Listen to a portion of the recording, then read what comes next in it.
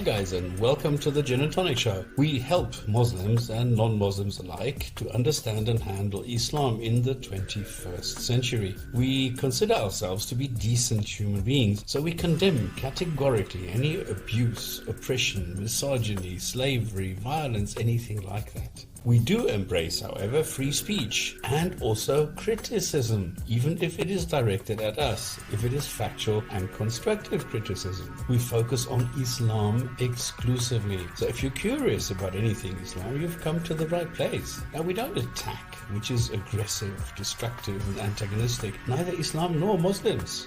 We ask questions and show facts. We refute false claims and present the reality of Islam, which is political Islam. We inspect, investigate, research, analyze, and then report and critique on Islam, the ideology, not the people. Now, the live stream goes to YouTube and Facebook, and there are three ways that you can participate in this. Either you join us in the live written chat, you can join the panel during the live show, or later on watch and comment the archive. And anyone can join to comment, critique, contribute, or question. This is not a Dawa channel with censorship. Don't go to Patreon, don't go to PayPal. Everything here is free. The way we work is usually we have some news, some Krazy Komments, a segment where we go and read the Quran, and then a discussion on the theme of the month, followed by integrating the live chat, ending with a Hadith of the week. If this is not enough Islam for you, there's still the Discord channel where you can discuss with us without anything being recorded. See you later and enjoy the Gin and Tonic Show.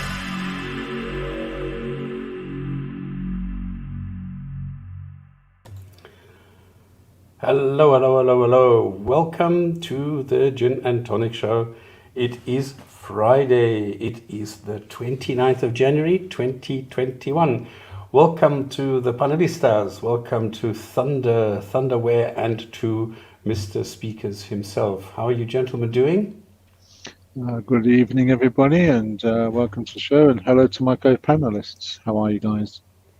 Good evening, all good this side, and nice to hear and see you guys, or at least speak to you. And nice to know that we've been introduced at the beginning of the show this time. I'm going to hear this for a long time. Because I was listening to some parts. To all the viewers. I was listening to some parts during the week to see if there were any comments that I would have to react to, and there were none really. And I thought, oh yes, I was like face palming every 2 minutes. Okay, now you need to do this. Now you're still not doing. Oh shit, who is this guy? Why isn't he introducing? Why? Oh my god, I felt so embarrassed. And welcome to the chat. Welcome to everybody in the chat. Welcome to the comments. Welcome to the excellent discussions we're going to have. So it's all good today. We're going to run through a couple of I've just got one item of news, a couple of Krazy Komments. Then we're going to look at some sentences in the Quran, and then continue with the theme of the month, which is the 5 pillars. Now we've had to skip one, so we're 1 week behind. So we're only on pillar number 4, which is the fasting pillar. And then I was going to finish today with the 5th one, but then please excuse me, then I will continue with the last one on the 5th of February. Hello everybody. If anybody wants to ask a question, go ahead and ask. We're not on a strict schedule today. We're not doing a video, so we don't have to cut corners today, so we're okay. But we can still do a video if anybody wants to do that, because there's plenty to choose from, because it's quality under quantity. Now, how do you say that? It's more quantity. No, it's quantitative. No, the way is quality over quantity. Yeah, okay, that's the standard one. I want to make it more complicated. And I had a nice one in my brain, but I forgot it again. Sorry. Anyway, see, mind over matter and things like that.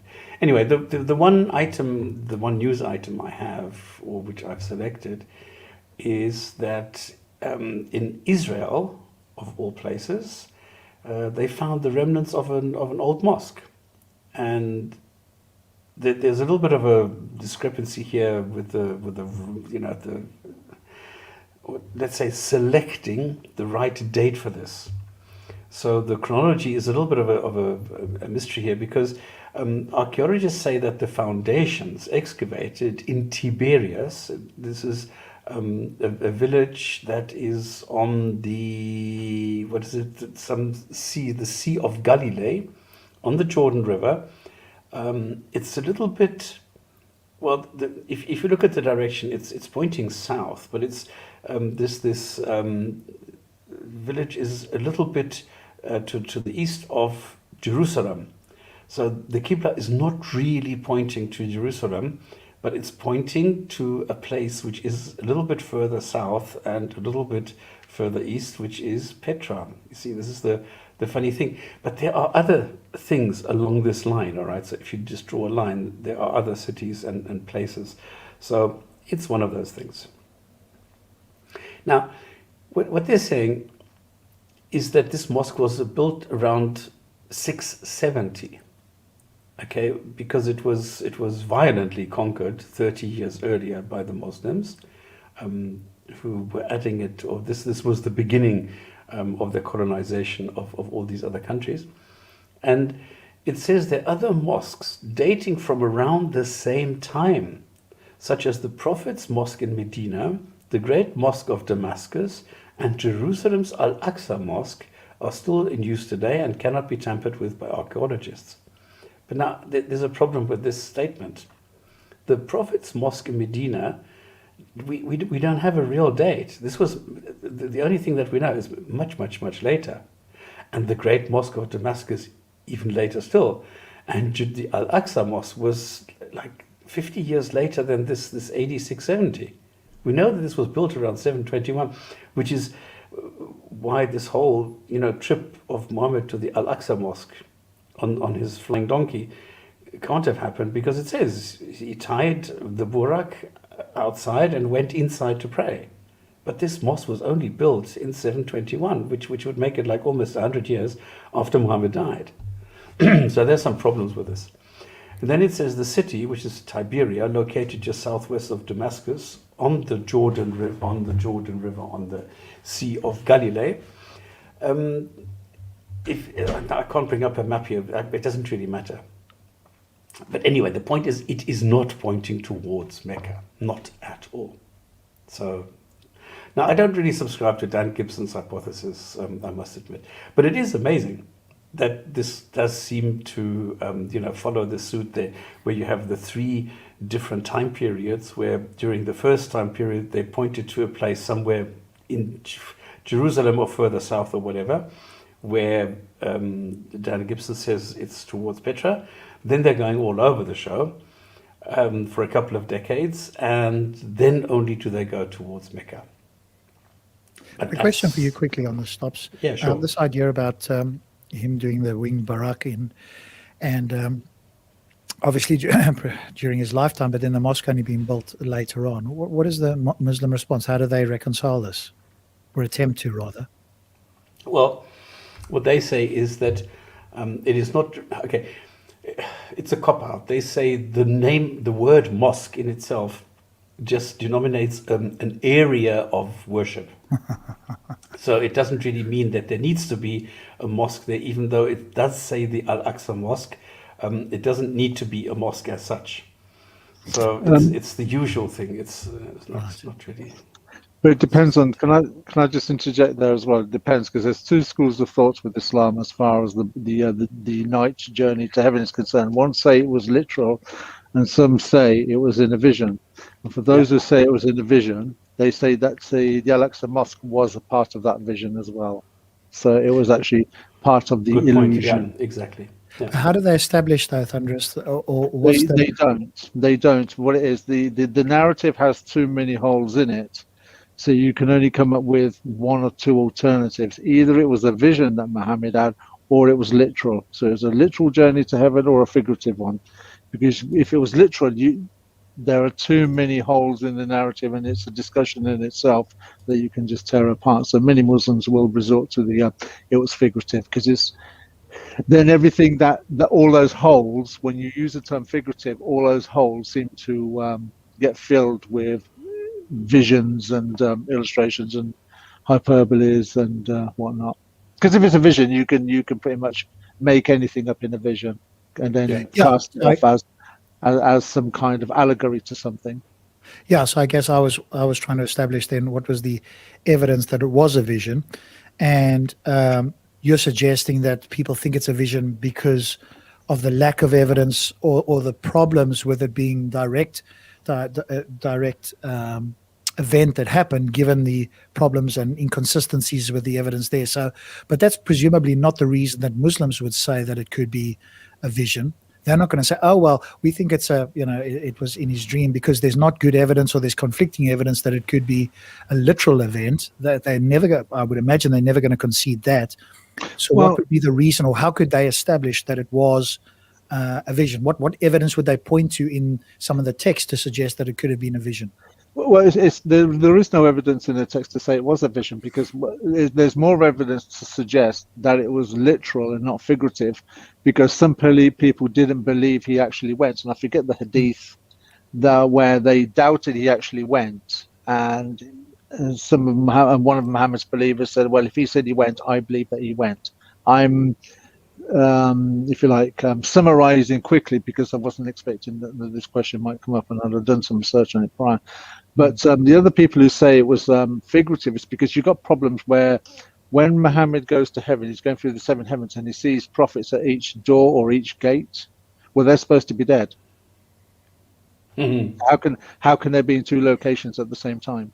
In the grave and also sitting at a door, talking, having a conscious conversation with Muhammad and an angel. Is he here? Blah, blah, blah. So there are too many holes, you see. So this is why when Muslims get questioned, so this is where I say that there are two narratives of Islam. You have the Islam for the Western world, and you have the Islam for the Middle Eastern world. In the Middle Eastern world, I would say this is more of a literal journey. And when in the Western world, because you get Western atheists, Jews and Christians critiquing the narrative, then it's figurative one. Yeah, but the thing is that the big hole is that he went to heaven and came back in the same night, which normally is only possible in 1,000 years. Well, the thing is, how could he have got to Jerusalem and back as well? That in itself is a journey. Yeah, but that you can do with a fast donkey flying, yeah. Aerodynamic. Yeah, I mean, you just think about these things. How can human beings, but again, most human beings that claim to be Muslim probably haven't read this, or if they have, they haven't given it any thought. I spoke to a Muslim today that didn't, have much thought to offer on just sort of basic questions. It'll come to me what the question was again. I've lost it for a second here, but it was just sort of a rambling response, and I just think people haven't given any of this a thought. I think when you look at, say, tonight's Quran reading, the very first verse we're reading tonight is Muhammad listening to stories. And we're talking tonight about Muhammad going to heaven on a winged horse. Where do you think the winged horse come from? A story. What story would that have come from? Greek mythology. Is there a pattern there somewhere? Yeah, of course. Yeah. Come on, absolutely. I mean, everybody knows that Islam is a cocktail, Did you guys, all the various beliefs. Did you guys hear at least one of the claims, right? Because oftentimes, Muslims are accused of picking and choosing parts of the Bible.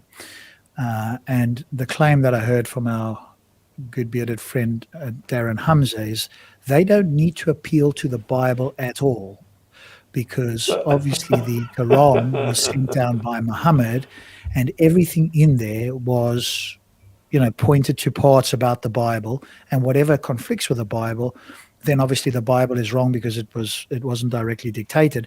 But the claim is that they don't have to appeal. So this is at least the way I understand it, is a different line of attempting to apologize, different apologetic in the sense of trying to reason this out so that they don't have to go, well, how do you establish which parts of the Bible are true and false? No, we don't have to appeal to the Bible at all. This was all revelation to Muhammad, and those bits that match the Bible are correct. And so we don't have to appeal to the Bible as our source.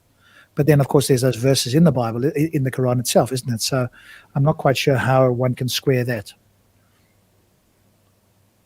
I don't know how they can square the fact that they will try and quote the Bible from parts of the Bible that are actually not even part of the canon as far as the Quran is concerned. The Book of Isaiah and Song of Solomon, for example. I think there's someone at my door. Give me a moment.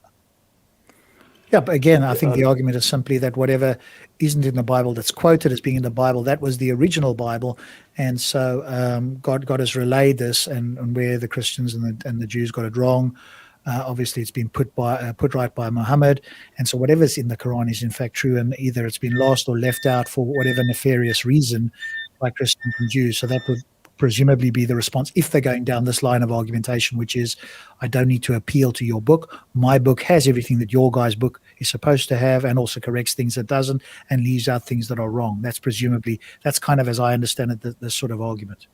Of course. Well, eat your cake, have it, put it in the fridge, finish it, and still come back the next day. And I haven't really looked into it deeply, but then the question I would have, genuine question, is where it does say in the Quran that it's appealing to the old books, but then again, they don't think the Injil is the Bible anyway. So when it does say it's appealing, then what is it appealing to, if not the Bible? And why would it appeal to another book?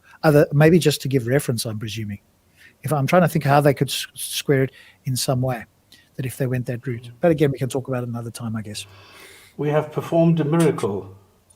Oh, shit. There are different streams running for the show tonight.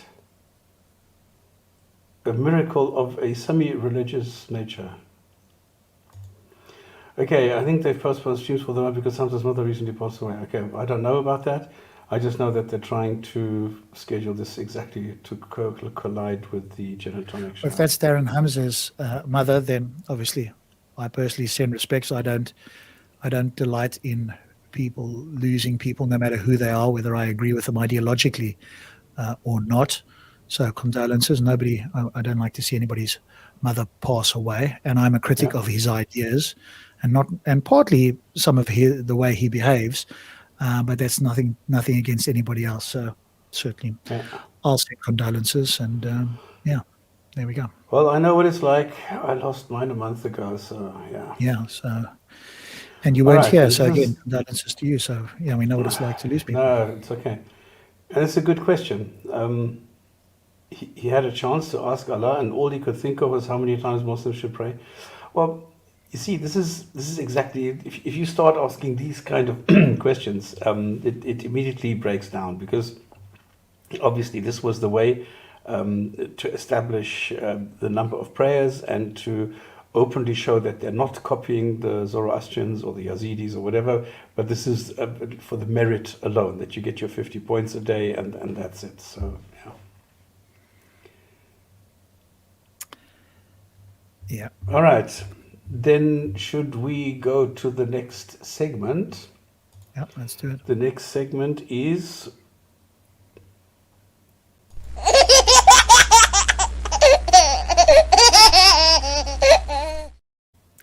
Courtesy of Stop Spamming for that one. Good job. I thought this is so cute, because I've been talking about the jingles, and I thought, let me start. Okay, let me start off with there we go, click, with a quote of the day, which is, "Speak a good word or remain silent." And this is what Muhammad told people. So don't say anything bad. And this is what we see so much in Muslims. They will not allow anything bad to be said about the Quran or something. And speak a good word or don't say anything at all. This is what they're used to. And now I come along and I challenge this. And I say, yeah, but hang on. Why did Muhammad do this? Why did he do this? Why did he do this?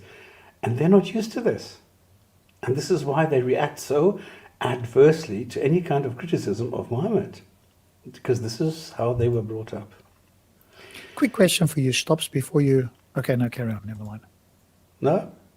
Just a quick question. James from Veli's channel was asking about, do we remember which stream it was where we reviewed Yusuf Ponder's talking about the Euthyphro dilemma? I didn't remember which one. That's a long time ago. Yeah, I've just sent him a link to the channel with all the videos, and I said, you know what, I'm not entirely sure which review it was.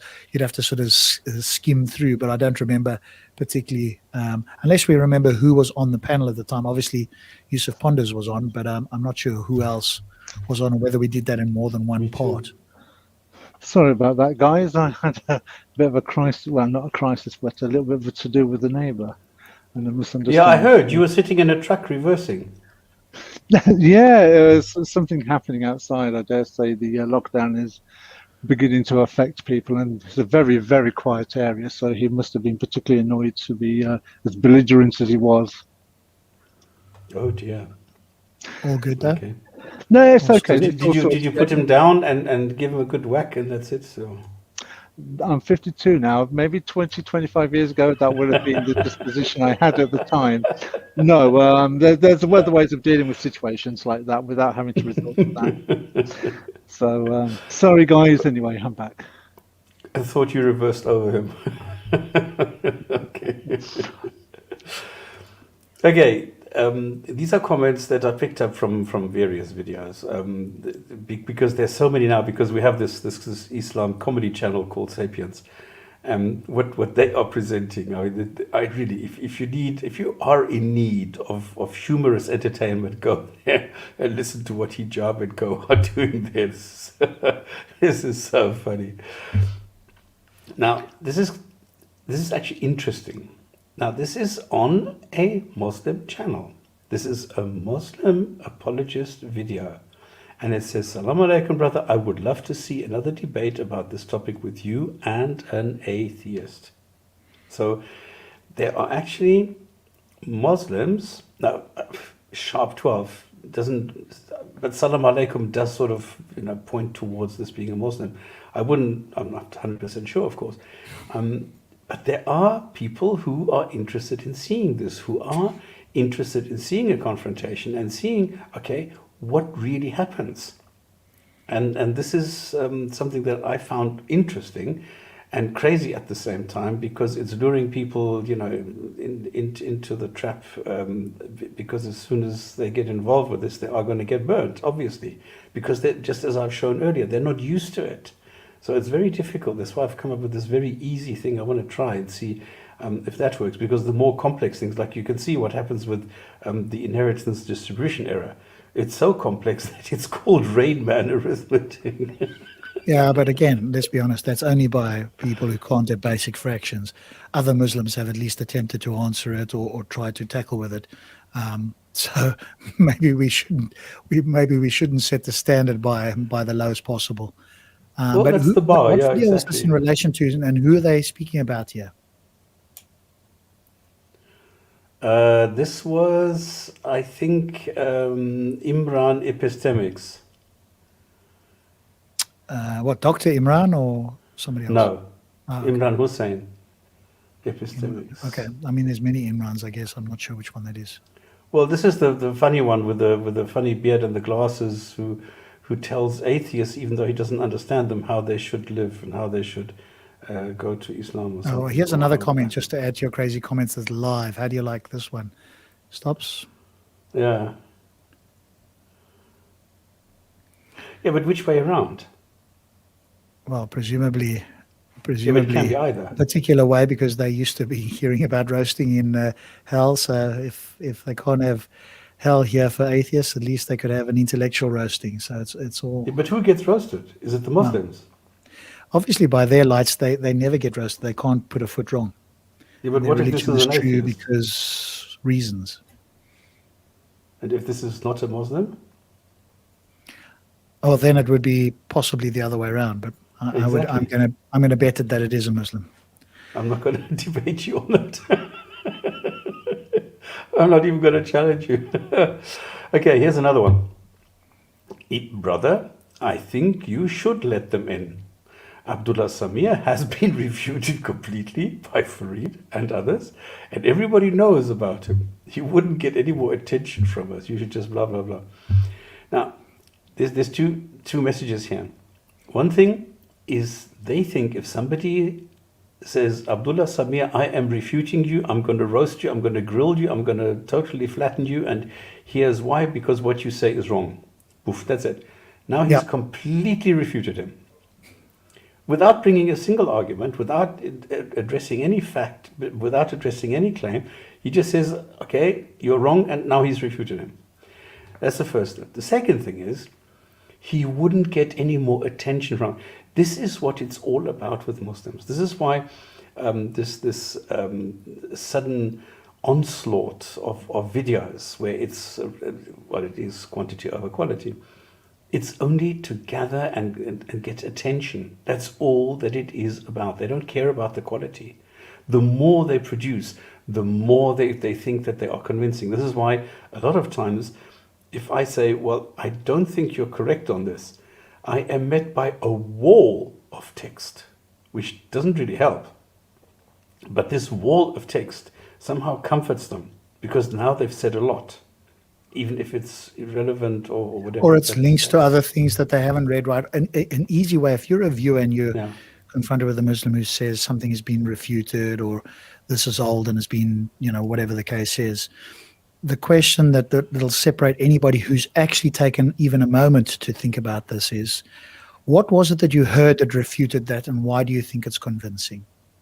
If you just ask those two questions or something similar, you will see immediately whether this person has actually even taken the time to watch it, let alone understand it. And then thirdly, if they could do both of those things, which hopefully aren't particularly difficult for most people, then to think about it and be able to articulate why they find it convincing. That's probably the hardest part. But I sometimes or oftentimes don't even get them to get past, the initial stage. But that will certainly give you an idea of whether they agree with it because they've watched and thought about it and can articulate their reasons, or whether they, as you say, stops. There is a response out there. And as long as there's a response, no matter what it says, it's somehow being refuted. And I mean, again, Hamza is another great example who says, this has all been refuted. He literally said it on the one stream. I don't know if we were reviewing it or when it was. Doesn't matter what you bring, just know that everything has been refuted. That's the claim. I kid you not. Can I just everything's been refuted and add that just to add as well that when you look at the Muslim mindset as far as debates and refutes and totally demolished and roasted is concerned, one only has to go back to the David Wood and Muhammad Hijab debate.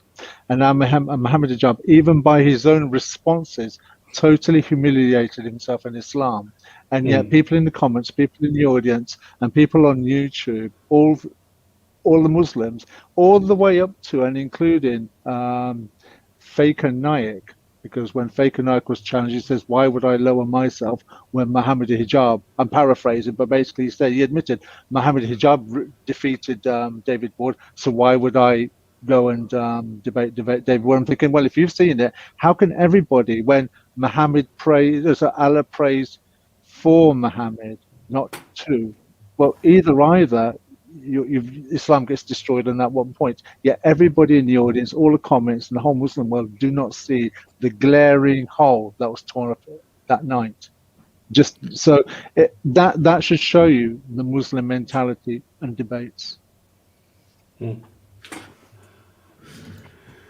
Okay, we're now going to, I think this was hijab.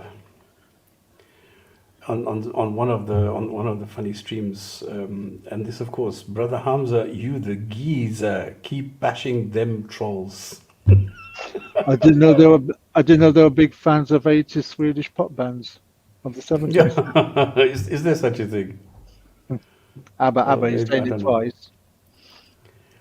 Anyway, this is the impression that people get, okay? That Hamza, the intellectual giant, is bashing the trolls. So yeah, it's all about the rhetoric, right? It's the meta, as some people call it. It's the way that certain things are done. And I was talking about it today. I was on a stream today talking about it. I mean, you and I and Thunderous, I think we're a bit more focused on. We're looking at the parts that are substantive, because when people talk a lot, there's a lot of rhetoric in there. There's stuff that you could easily delete out of there, and maybe 1/4 or less is actually substantive and is key to whatever the topic is. And I've become reasonably well focused at listening and honing in to find those bits, and the rest I'm ignoring as noise that doesn't in any way substantiate the main points I'm looking for. But for a lot of these people, if like somebody, for example, like Hamza, that shouts loudly or talks over somebody, interrupts them or whatever the case is, or consistently keeps asking a question, interrupting them incessantly or blocking them or whatever the case is, if it looks like he's in control, somehow that looks to them, because they already believe what he believes, and they wouldn't be able to tell the difference between a good or bad argument, if their life depended on it. So if they see one of their guys acting like a tough guy, then for some reason, then in their mind, that's how he's, quote, bashing these trolls, right? But there's no substance there. But there's a lot of hand waving and subterfuge and so on. And again, gullible minds are easily led by this, aren't they?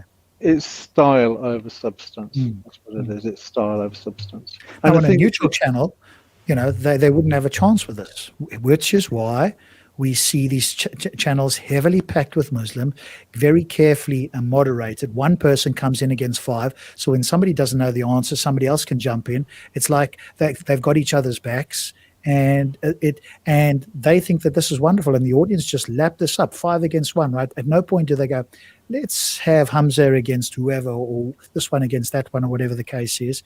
But they just love it. If it were the other way around, I guarantee you these inconsistent people again, look, these 4 atheists or these 4 Christians going against this one Muslim, not giving him a chance to talk. This is so unfair. But when it's their way around, 4 or 5 against 1 and constantly interrupting, and 3 or 4 people get to talk before the other guy gets to speak. So it's like 10 minutes of these guys prattling away. This guy either tries to respond with one thing or respond to one thing, but there's multiple people that have responded, and so it's this huge imbalance there, which it's like they clap along as if this is a good thing, because again, they're not really, couldn't tell the difference between substance and style, as you put it, Thunderous. But then again, as long as their side sounds like they're dominating, even if they don't know what the content is or how to establish whether it's true, that's what it's all about. And that's very sad to see that this is what's happened with many human brains.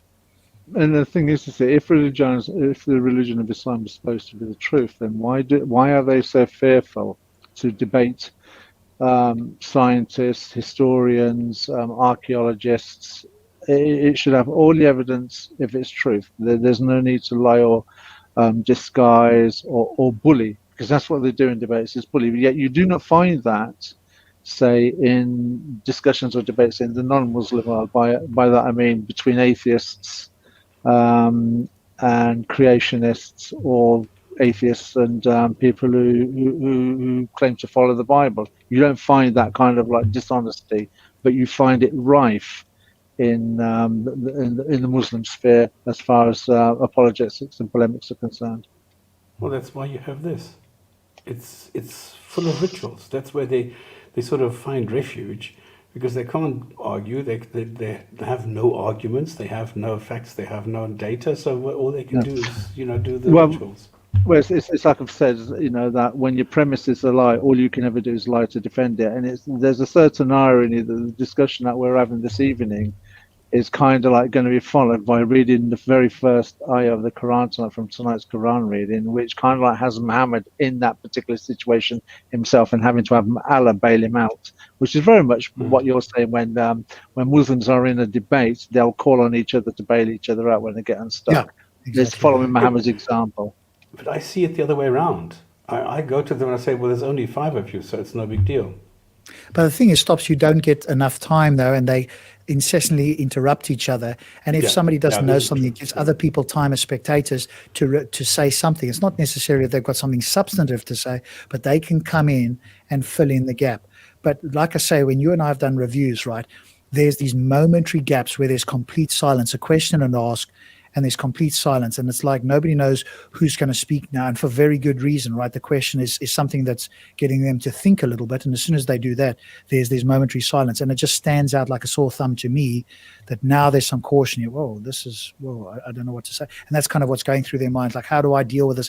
The mind is processing, which is why you and I talked about it the other night. Why I think that's so effective, to have that silence for people, if you're in a discussion with a Muslim, not to break that silence, to let their brain engage, because the silence is them attempting to think. And that's essentially what I want them to do, is to think and not run off a script or just come with a pat answer that they haven't really thought about. And these discussions, even when there's 5 of them and then there's momentary silence, that speaks volumes to me. That's gold. Yeah. There's another. This is my favorite. This is my absolute favorite. Why would Allah need apologists anyway? This is the whole point. This is what I'm always harping on about. This is my hobby horse, and I'm always asking this.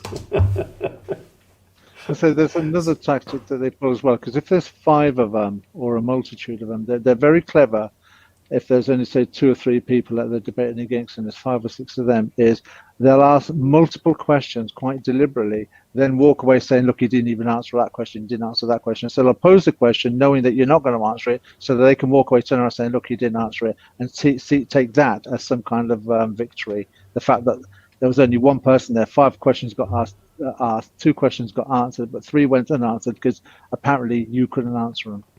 Or it's just a case that they, like that, and or it's a very similar thing, which is they'll all make these statements about things. You don't have an opportunity to respond to all of them. So these statements stand unchallenged, and in the gullible minds there, that means that it must be true. But the person who might otherwise respond, or if it was an even split, or they were able to respond to every point, might well get to that point. But because there's only one of them, some of these things, it's almost like preaching. There isn't an opportunity for it to be challenged, and therefore the gullible think, wow, that's a statement. And look, nobody said anything. Well, the likely is that they didn't get a chance to, or there were other things, or the person has got to, prioritize what they want to respond to. And so this again is another thing. Now, I don't think they're smart enough to know that they're doing this.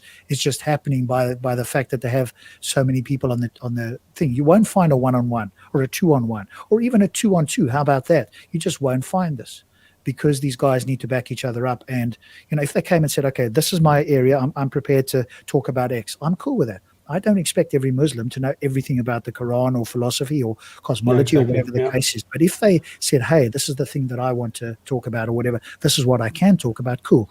I'll narrow it and keep it in that focus if I think it's something that I've got questions on. But because they open it up to everybody, they now feel like they need to have a lot of people there to answer it. Because if they don't have an answer to the gullible audience, this looks weak. Hang on, you brothers are like the main dudes, and there's no answer here? Right, so somebody must open their mouth and say something, otherwise it looks kind of bad.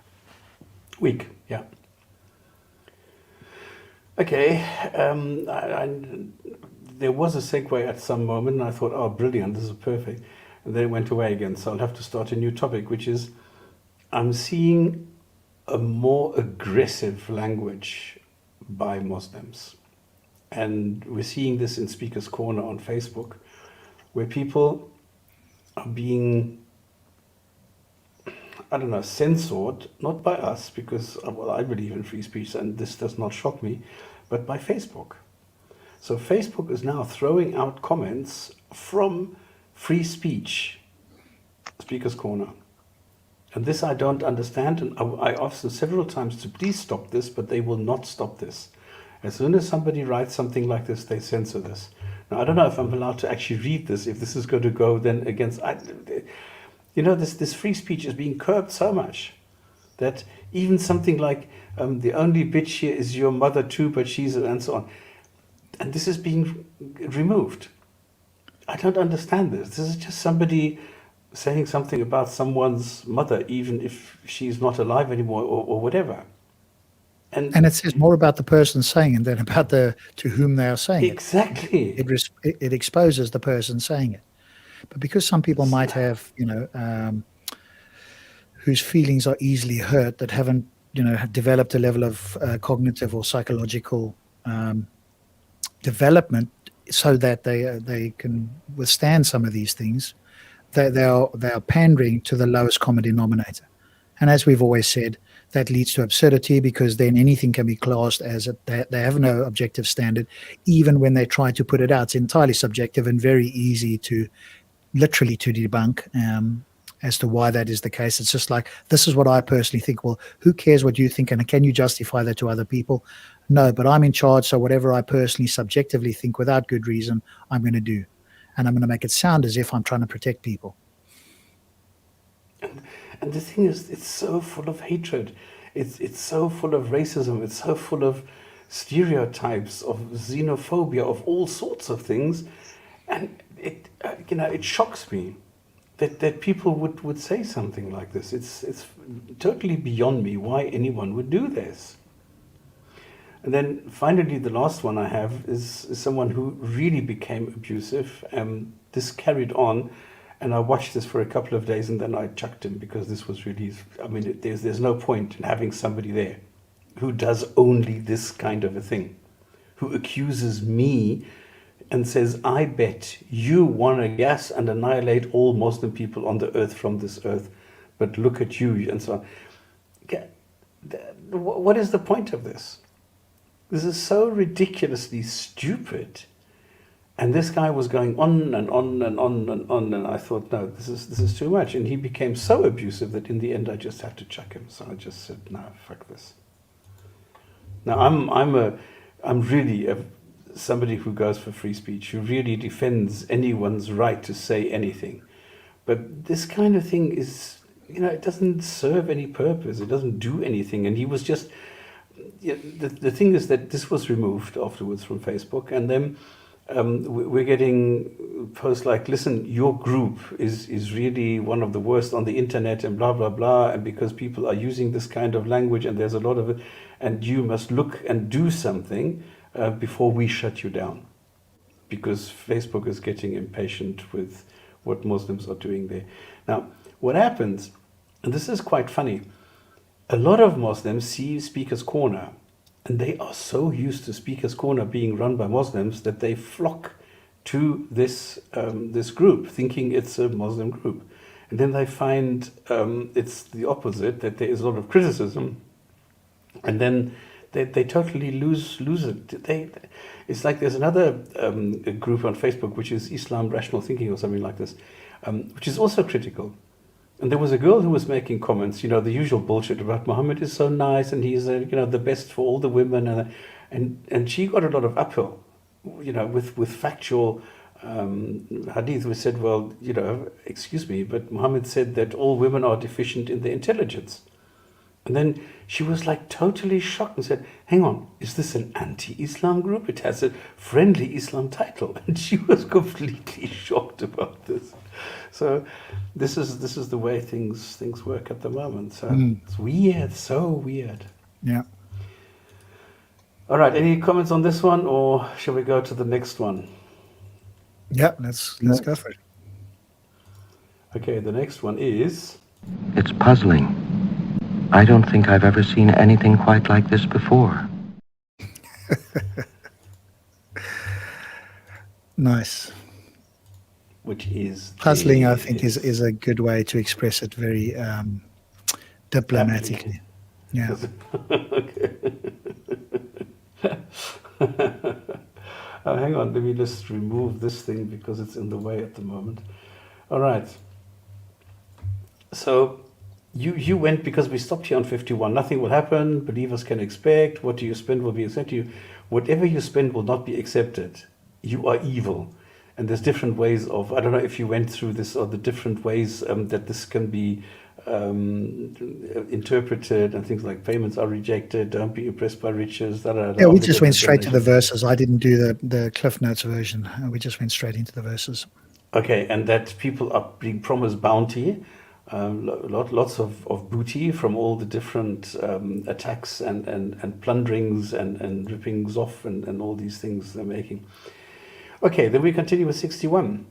Now remember, what I do is I look at the sentence and then I sort of take the essence of what is left after you remove all the fluff. So I'm going for the contents. So if you, for example, if you take 61, the Prophet is an ear and a mercy for believers. So this is one single sentence. If you go to the original in the Quran, this can be like several, and it will be much, much longer. But what I'm trying to do is capture the essence. Now, of course, there can be mistakes in this, so if I make a mistake, tell me. But this is what I understand. The Prophet is an ear and a mercy for believers. This is what it says in the original, as far as I'm concerned. And then hurt him, and you will be painfully punished. So don't hurt Muhammad. So this is quite strange, I think. And now comes a kicker. They swear to please you. I don't know who you is. By Allah to you. Again, I don't know who you is. Allah and Messenger should please him. I don't know who him is. Who should Allah be pleasuring? No, brilliant. Thanks, Rob. I was just going to say, listen, can you bring up, just to show that I'm not making this up. Oh, Rob, can you read this? Can you tell me what you make of this? Sahi International, I swear by Allah to you, Muslims, to satisfy you, but Allah and his messenger are more worthy for them to satisfy if they should be believers. Yusuf Ali, to you they swear by Allah in order to please you, but it is more fitting that they should please Allah and His Messenger if they are believers. So presumably they being, I guess, disbelievers. Yeah, but now read the original. You see, these are interpretations. This one here, the corpus. They swear Yeah. by Allah to you to please you, and Allah and His Messenger have more right that they should please Him if they are believers. Now, in and of itself, that's incoherent. So one would need to look at this in terms of either the roots or the tafsirs or whatever to see how did they make sense of this. Because again, we're going sentence by sentence, so we're going to be accused of taking a sentence and not understanding it in context, and the only way to do that is to read the whole chapter or multiple sort of sentences around it. But at least the sentence should make sense. If I read this out in this way like that, which is the original direct translation, that wouldn't make any sense. But even if we read this to a Muslim and they didn't know it, we didn't put up the verse and said, what do you understand by this? They would have no clue what it is. And all we need to do, of course, is actually word it in such a way that, given the context, you word it such that the sentence could stand on its own. The fact that a sentence can't stand on its own is a massive weakness. And especially if this book is supposed to be clear and for people to understand it and be detailed, then detail should be in every single verse and not in a whole paragraph where one or two verses are barely coherent, if not incoherent, without supporting sentences. When I look at that verse, for instance, just on that, what I took from that were two things. First of all, there's the 50-50 relationship there, Allah and His Messenger. Right. So there was that. But for me, it says to you, they swear by Allah. So they're looking at Muhammad and swearing by Allah in order to please you, right? In order to please Muhammad. But it is more fitting that they should please Allah and His Apostle, 50-50, if they are believers. So it's like it would be better for them, rather than just keep swearing by Allah, if they just listened and follow what Muhammad is trying to tell them to do. Because Allah is trying to say, fear me, but obey Him. Oh, that's interesting. Yeah. Okay. That's where I'm getting from it. Fear me, but obey Him. And the sentence does give you that, correct? Yeah. I mean, you have to do a little bit of twisting of words, but in the end, yes. But there are so many different ways to interpret this. It's amazing, because I read some of these things, the commentaries, and everybody has something different to say about this. Yeah. So this is one of these sentences where you think, what the hell were they thinking? What kind of a sentence is this? Is this, and now somebody would have to sing this to see, is there really a rhythm here? Is there really a rhyme here? Does it make sense that this should be poetry, and therefore this is some sort of a poetry, no, what is it, the liberty of a poet to go crazy with the words? I do not know. But for me, it does not make sense, especially Allah and the Messenger should please Him. What I'll do in future stops, one way to establish this is we don't give the verse number here. We just give this verse, any one of these, or maybe two of these translations. So here we go. What do you understand by this, Muslim? And, not tell them what the verse is, and can they actually make sense of this? Without some context, they can't make sense of it. And of course, we could make this sentence much, much clearer. Even if you didn't know what the context was, you at least understand what the sentence is alluding to. And that's not the case.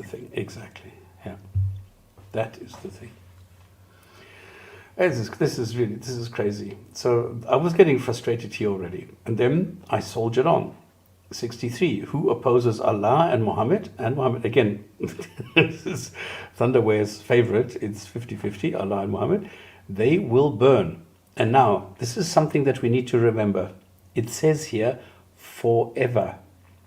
Okay? There are a lot of Muslim apologists who say the Quran never says anywhere that you go to hell forever. Here, it does. Forever. Which translation is that, Stops? Because when I bring up this one, let's just see. Fire fell wherein they shall dwell, wherein they abided. Okay, so there it says eternally. And one up? what does the corpus One say? above in the Abide forever in it. corpus. There we go. Okay. Now, if we go and look at let's go look at the root word. So we again opposes Allah and His Messenger. Then for him the fire of hell, abide forever. Okay, so abide forever is the part that matches presumably these two words there. Match this, and this in brackets is just to make the sentence make a bit more sense. So abide forever. So 963 then does talk about abiding in hell forever. So there are at least some people that would abide in hell forever. So anybody that says that you would never do it, or not everybody would, or that it would never happen, I think that would be problematic, because here it's clear, at least with the direct translation, that abide forever to me means without end or eternally. And I think there's going to be another one in a few sentences. Yeah. But it's mind-boggling for me that people actually make this claim and they say, no, it doesn't say that. This is why I made sure that I point this out here, that this is forever. And which is so it's Quran 963, if we need to remember that. Now, 64, hypocrites are afraid of a chapter about their thoughts. No. Okay, I'm not going to leave. And now, this is interesting. They may mock. Now, remember, a lot of Muslim hypocrites, apologists, are like shit scared of mocking. And in the Quran, and this is something that I will throw at them the next time, yes, you are allowed to mock. Even though there is a contradiction, of course, in the Quran, avoid those who mock you. You will be like them if you spend time with them. Then you become a mockery yourself. But here it says, yes, they can mock you, but Allah will expose them. So don't give me this bullshit about, no, you're not allowed to mock, and if you do mock, you're going to be immediately exposed and chucked out. No, you are allowed to. Just call Allah, He's going to sort it out. So don't talk to me. Wasn't there two mocking points where one hadith has it, go bite your father's penis, and another one is go suck Allah's clitoris? I don't know that one. But yeah, those are two. I mean, I wasn't expecting this conversation tonight, but yeah, I think even David Wood has done some kind of commentary on mocking, and because that's where I think I've actually picked it up from. Stops just on this one. Could it be the case that it's referring to the hypocrites here? So I'm just reading multiple versions to see if it could be saying that, because I'm always like, okay, let's just see how clear we are on this. Because as I understand it, you're saying that Muslims can mock people. Is that No. Non-Muslims are considered the hypocrites. Those who pretend as though there is no God, knowing full well there is a God. Yes. So are you suggesting that this says like mock ye or mock as you wish? Are you suggesting that's commanding Muslims to mock hypocrites? But no, I got it the other way around. Stops. I've always been led to believe that the hypocrites are Muslims who say they're Muslims, but they don't practice Islam. It's not non-believers as such, because a non-believer is a kuffar. Yes, but they're also hypocrites because they are hiding the truth. Oh, the truth of Islam. Okay. Yes. But also there are also Muslims or people who claim to be Muslim, but they're just Muslim in name only. Yes. But I think so it's for both, yeah. But it seems to be suggesting, if I understand, and again I can be wrong, so it's a question to you guys. The hypocrites are apprehensive lest a surah be revealed about them, informing them of what is in their hearts. Say, mock as you wish indeed, or say, mock ye. That could be referring to, they're referring to the hypocrites and saying, yes, you mock us if you want to, but Allah will expose you in fear, or Allah will expose to light all that ye fear. Okay, so you're also getting that same understanding. Yes. So all it's saying is that you may mock, but it's not actually, as I read, it's not saying that you may mock. It's just saying, okay, well, you mock, but Allah will sort you out, type of thing. So it's not as if it's giving permission. It's just saying, well, okay, you guys are mocking, and here's the consequence. Not like we give you permission to mock. It doesn't seem to. No. This is what I said. If the Muslims tell me no, you shouldn't mock, I will tell them, well, hang on. It says here, yes, I can mock. Just bring Allah. Just ask Him to go and expose me. It's so easy. Just tell Him to expose me. So if you mock, if you prohibit my mocking, that shows that you don't trust Allah will be able to expose me. or that Allah is not strong enough to do that, so you need to do that. Even though the Quran says, I am allowed to mock because Allah will expose me. Well, now you're telling me, you are telling me I can't do this, so you're not trusting Allah. You're not trusting the Quran. And Yeah, this I'm is just wondering on on that the one. backdrop I of wouldn't want us to sort of end up. I'm just wondering whether that would be a good line to press, simply because what they could come back with here, and it seems to be that, it could be the case, that this is just saying, well, okay, you are mocking and Allah will reveal, not that I am saying you should mock. It's just saying, well, you are doing this action. We don't agree that mocking is a good thing. You are doing it and Allah will, bring it to light, type of thing. So I'm not, just my personal thing. To me, I'd be cautious. If you want to press it and see what they say, I'll be interested to hear it. But I think it could be read not that it's the Quran is giving permission, but simply that it's pointing out that hypocrites are mocking and Allah will unveil it, rather than it's giving them permission to mock and Allah will sort them out. So I think that's the only thing, at least from the way it's written here. Mock indeed, Allah will bring forth. So it's just saying, okay, well, you go ahead and do what you're already doing. It's not saying, well, we give you permission to do it. It's more a case of you doing it, and this is the consequence that will happen to you. Maybe it's worded ambiguously, but if there's any ambiguity from my point of view, I wouldn't press it me personally, I wouldn't press it too hard. I mean, you could try it out and ask them a question and see what response you get. But I wouldn't go, okay, this is definitely what it's saying, and so on, because they might be able to respond in some way. We've got somebody great here. He understands what an atheist is, and that is a human being looking at a monkey playing with a fish or something. Well, he can't spell atheist, but let's leave that aside. It doesn't matter. I'm not even sure he knows what an atheist is. An intellectual giant who understands everything now. Yeah. I'm not sure he knows what it is. On there, it says there, if you look at the Yusufali translation, it says the hypocrites are afraid lest the surah should be sent down about them. But the thing is, wasn't the Quran already preserved in heaven before it came to earth? So they wouldn't be in fear of a surah, because the surah either exists or not, and has existed for millions and trillions of years anyway. So it doesn't matter whether they fear the surah coming down or not. It's either going to come down anyway because it already existed in heaven. Yeah, I think what they could do, Thunderous. Welcome, Mustafa. How are you? Hello, everybody. Good evening. Hi, welcome. Hi, yes. So my name is Mustafa. For those who are watching for the first time, I'm an ex-Muslim. My boost staff, you can call me that. I'm an ex-Shia Muslim. And how are you guys doing today? We are very good, sir. How are you? I'm all right. I apologize for being a little late. I was just occupied with my work schedule, but yeah, here I am. Good stuff. Good to have you with us. Thank you. I just want to say on this quick one then, I think, Thunderous, what they could come back with on this, again, I'm like, this is a game of chess, and I go, okay, what possible moves could they make, even those that are attempting to be genuine? And they could be saying with regards to the hypocrites here, let me just see, did it send down, that this is just like a figure of speech. Yes, of course it was already in heaven, but this is now being sent because the hypocrites don't believe that it was in heaven, so it's just in a language that they might understand, as if lest the surah be so, hey, because the surah will be sent down about this, even though it was there. So they could just say, you don't really understand it, English isn't a good one. And I would go, okay, that's possible. It's not like it's, at least to me, and I could be wrong, right? I'm just giving you like a devil's advocate thing. It doesn't seem cut and dry in that sense that you're saying it, because they could just say, but that's the way. It's like a figure of speech. A figure of speech doesn't necessarily mean that that's exactly the way it needs to be taken literally.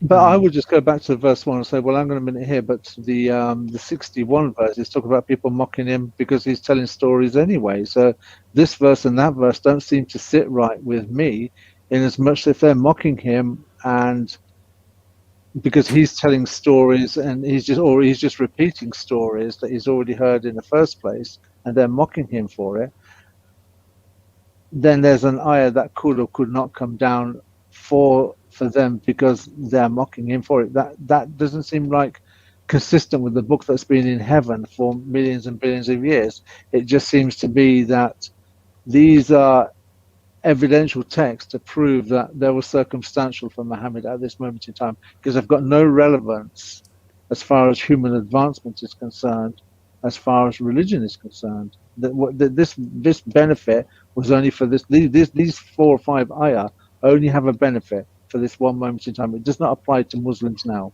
There's no benefit for them. It applied to Muhammad during that one moment, and after that, they're irrelevant and obsolete. YouTube is censoring comments. Yeah, that's typical Because these days. Benny Bro just made a comment. Why? Let me just bring this up because this is quite funny. Why you have to say that you're a ex-Muslim? You mean you were just a Happy Meal Muslim just because your parents were Muslims and you were Shia? So please don't say that anymore, Lord. This comment does not appear on YouTube. Huh. Oh, okay. Apparently, it doesn't apply if I'm an ex-Shia Muslim. Interesting.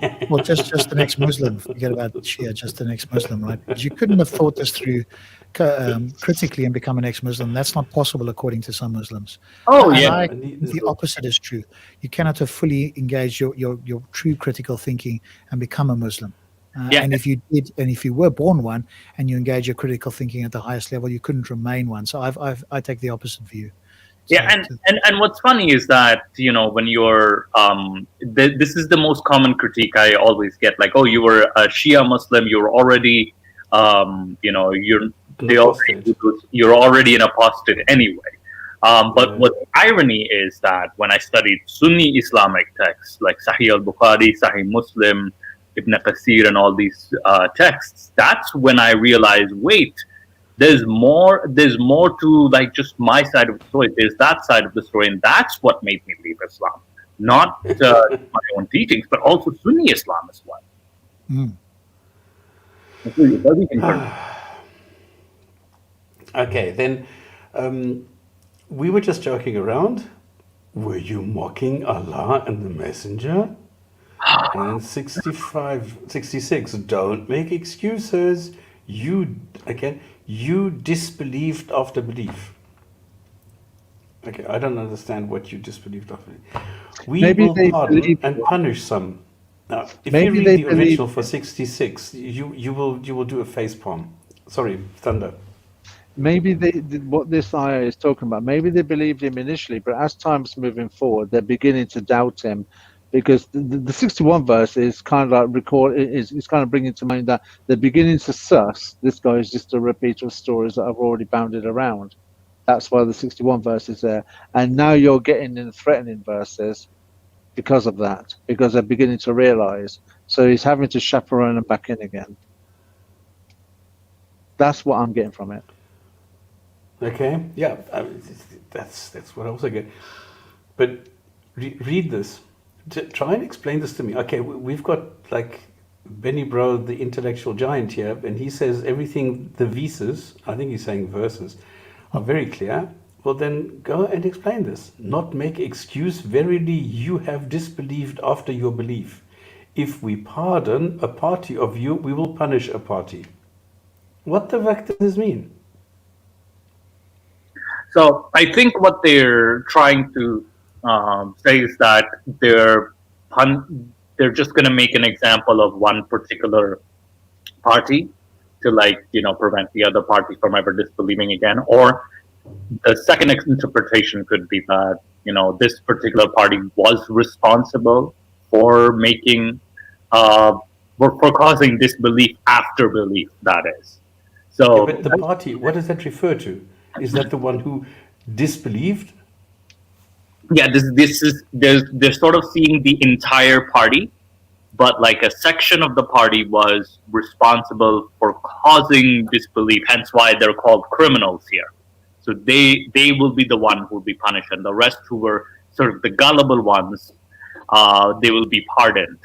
So that's what I could get. What a believer could get out of this. Aha, okay, I think I'm starting to understand it.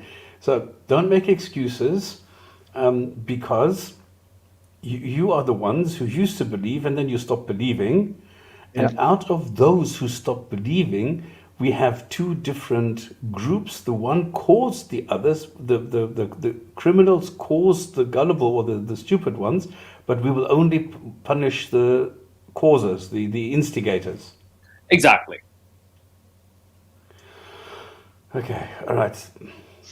That's what I mean. That some people in that community now becoming wise to Muhammad, and they're sort of like telling the other people, this guy's a charlatan, and he's trying to stifle or quash it now, as it were, nip it in the bud, so to speak.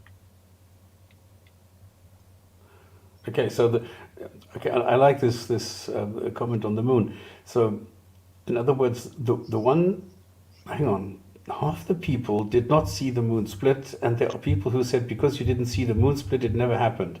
So they are the instigators, and they are the ones who will be punished. Okay, yeah. Wow. I mean, isn't there a better way of putting this? Don't stop believing or I'll kill you. That's it's much easier. But 67, hypocrites don't obey. They do wrong and ignore correction. Allah has forgotten. Question, can Allah forget? Yes, Allah has forgotten them because they forgot Allah. Oh boy, come on. Mr. People, guys, who wrote this? Allah has forgotten them. I'm going to ask a Muslim, so Benny, can Allah forget things? No, of course not. Well, then the Quran says yes, he can.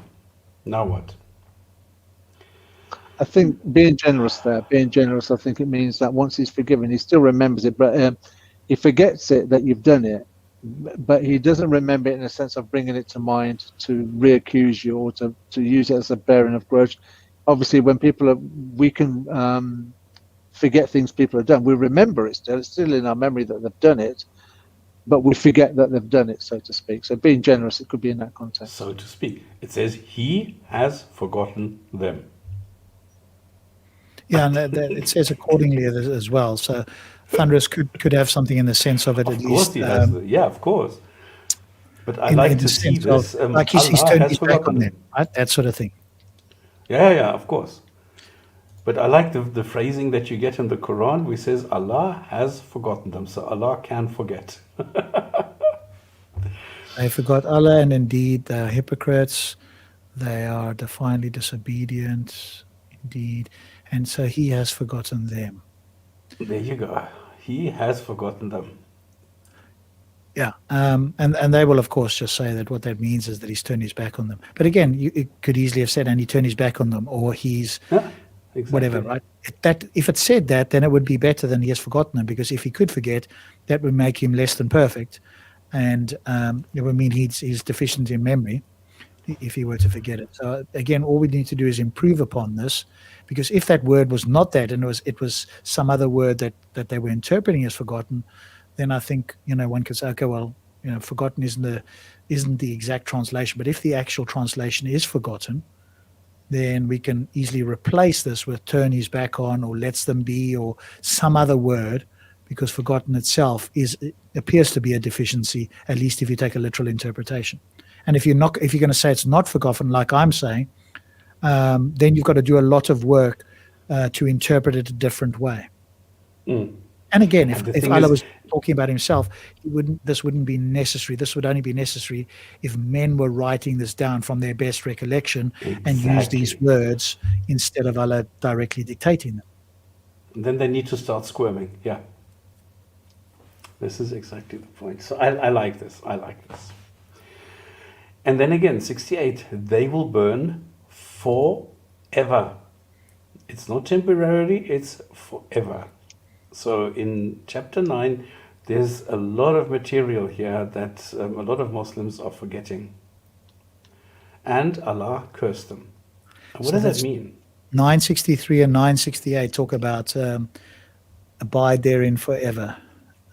Disbelievers in the fire of hell abide there eternally, and therein shall they dwell sufficient. Okay, so this one doesn't say it clearly here, but the other two do. Therein they shall dwell enduring punishment, yeah. Oh, they're an enduring punishment. Okay, so enduring. So what does it mean Allah cursed them? Why would Allah curse somebody? What is the point? What happens to me if I get blessed or cursed? Well, presumably this is in the afterlife, and they're going to have the punishment forever of being in hell and having that pain and anguish for all time. Yeah, but you are burning, and then Allah curses them. Well, it is the curse of being burnt in hell as opposed to the blessing of being in heaven, for example. So Allah cursed them, and that's why they will burn forever. Okay. Yes, so the curse is being in hell and burning forever, as opposed to the blessing and being in hell, in heaven, with your virgins and young boys and all the rest of it. I still want to ask a Muslim, how come they believe that hell is so terrible? I mean, this is the book of God, right? So God says it's so terrible. Has anybody ever read the book of the devil? I wonder what that looks like. I wonder what he says what hell is like, because nobody ever considers what the other side is saying. We only hear about the one side.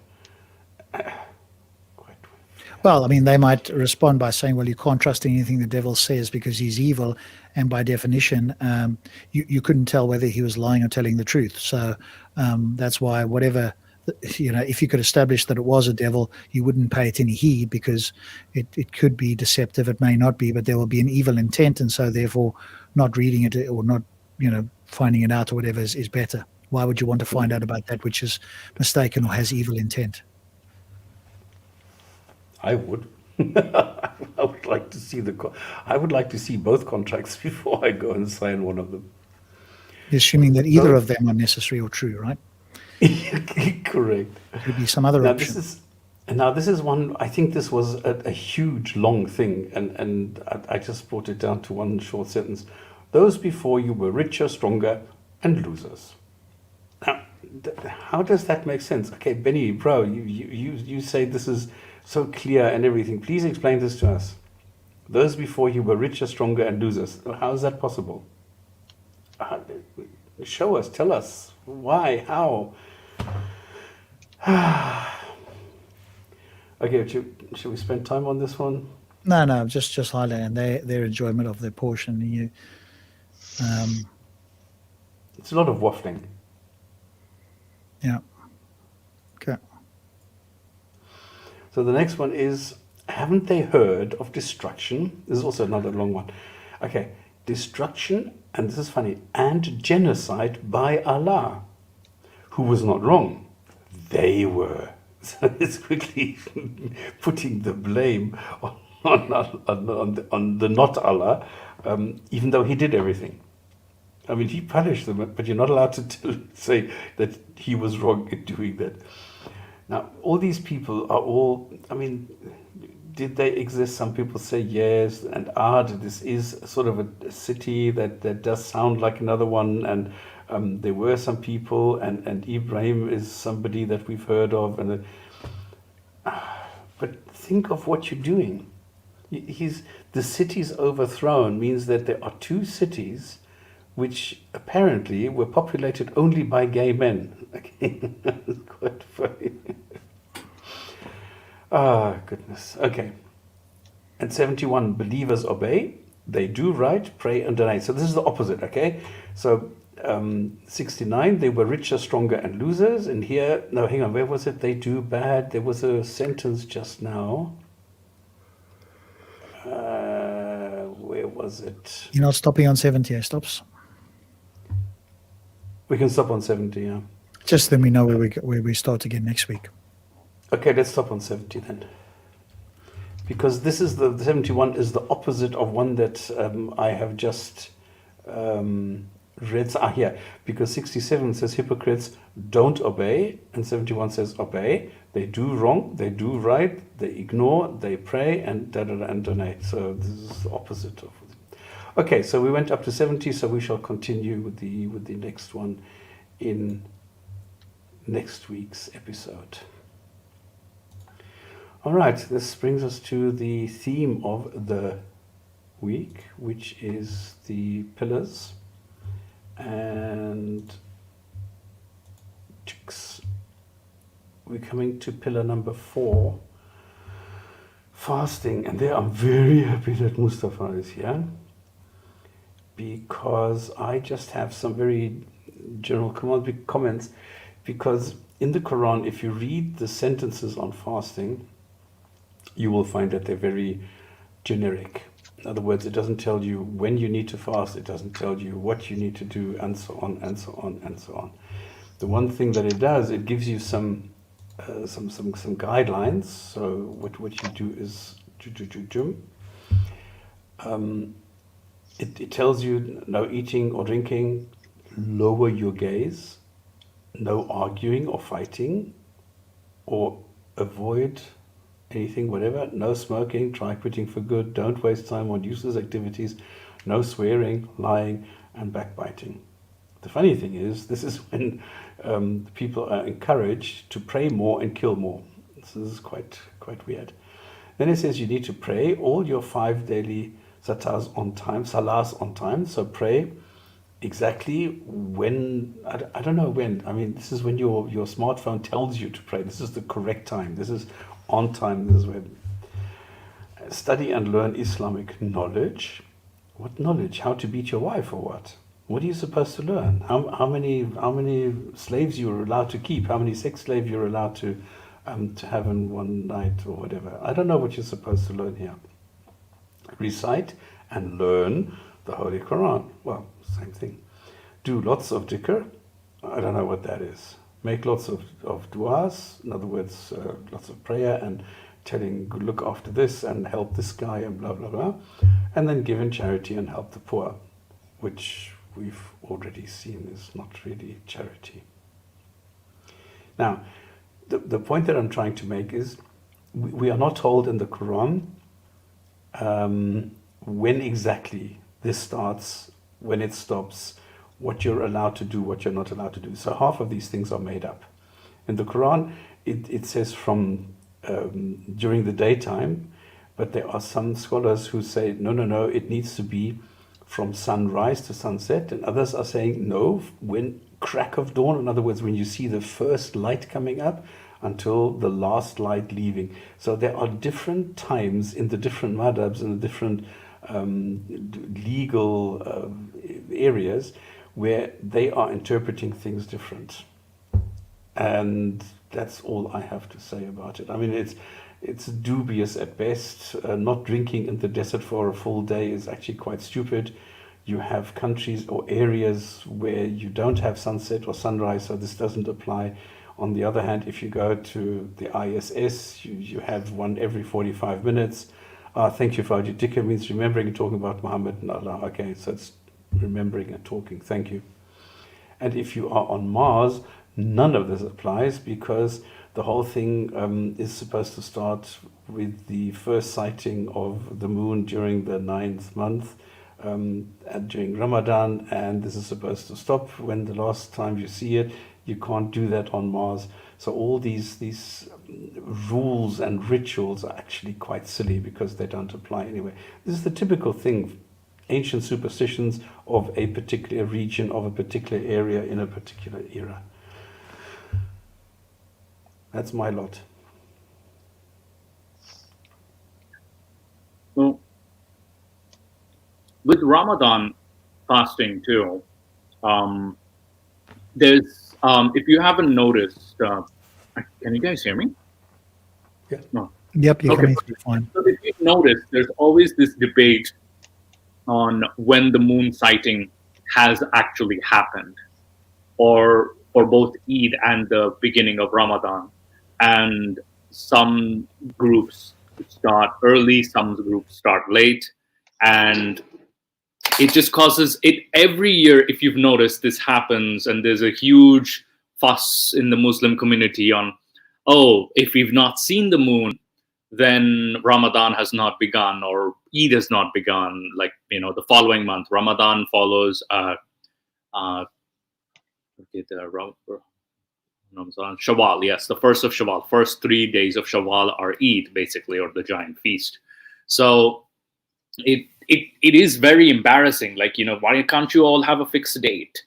And even with Ramadan fasting too, like, you'll notice small minor differences between the Shia sects as well as the Sunni sects as well. Like, at least the Shia Isna Ashari or Jafri sect opens the fast 10 minutes late, but stops eating 10 minutes early, whereas the Sunni sect like opens their fast, or open the fast meaning break your fast, that is. So you're starving for the entire day, and then you just open the fast in the evening. So it always was like, it's such an obvious, like, it always causes also tensions as well too. that, oh, you should break your fast late, you should break your fast early, etc., etc.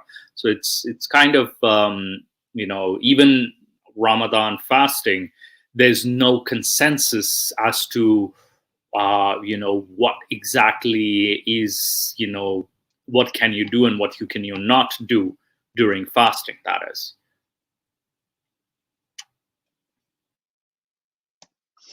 Because there's a lot more here, because there's a lot of further interpretation, because a lot of people then go further and say, well, what is also not allowed is the consuming of anything. In other words, if you eat a fly, you're already guilty, regardless of whether it's intent or not. And of course, if you are consuming sex or something, this is also disallowed. So there's a lot of things.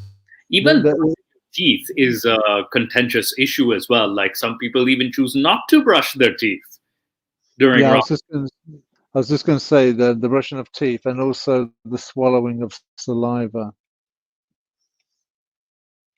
Yeah, which is a bit extreme, if you ask me. It's like that's because it's one of those physical demonstrations of piety. It's not a sincere one; it's a physical one. So you don't have to be a sincere Muslim, but you'll be perceived as being a Muslim if you do fasting. It's very much like the Pharisees in the first century when, as Jesus put it, you're sifting out the gnat, but you're gulping down the camel.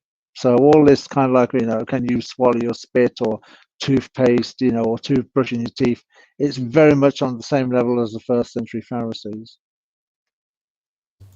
Yeah, but it says here, don't waste time on useless activities. For me, the most useless activity is running around the black stone for 7 times.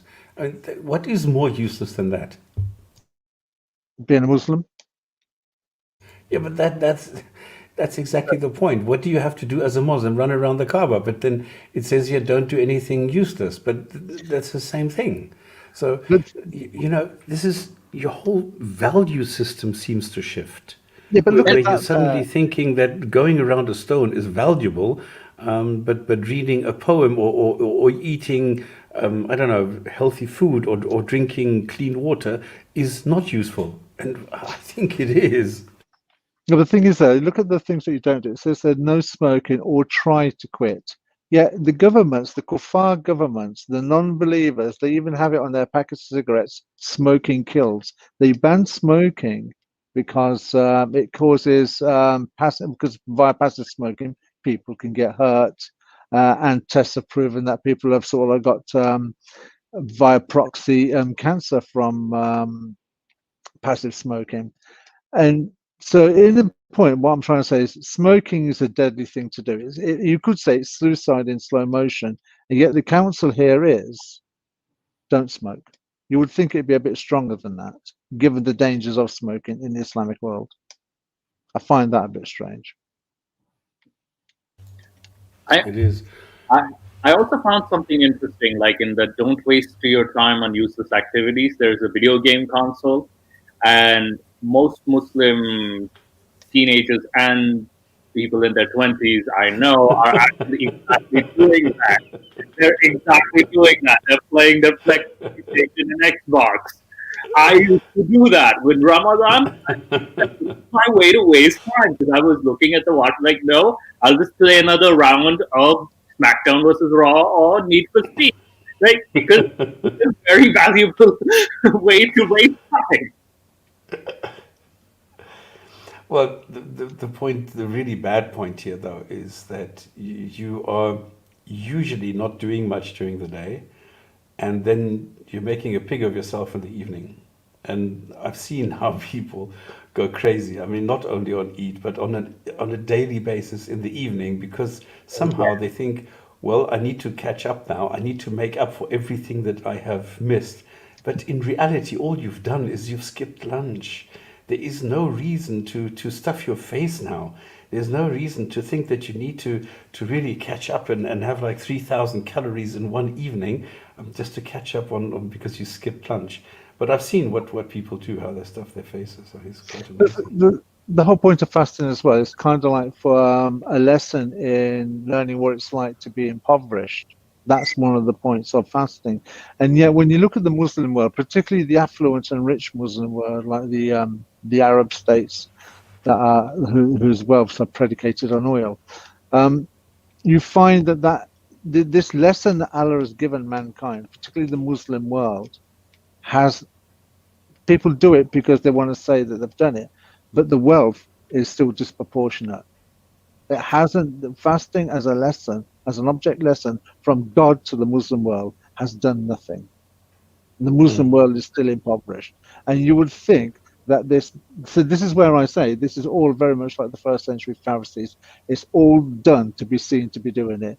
It's like a trump card or a mark or a box that you tick. That you've done it, then you can talk about it to your friends. Yes, I did it, or you're doing it with your friends. So you're patting each other on the back for doing it. The whole point is so that you learn what it's like to not understand, to understand what it's like to not have food, blah, blah, blah. Then you look at the Muslim world and you see none of that in action. What you're supposed to learn from God. It can't be that much of a powerful tool learned from Allah if people are not applying it for the very essence of what it was supposed to be implemented for in the first place. But people believe it. And what's funny is that, like, I thought you were, like, even in the affluent states, like, the feeling of impoverished.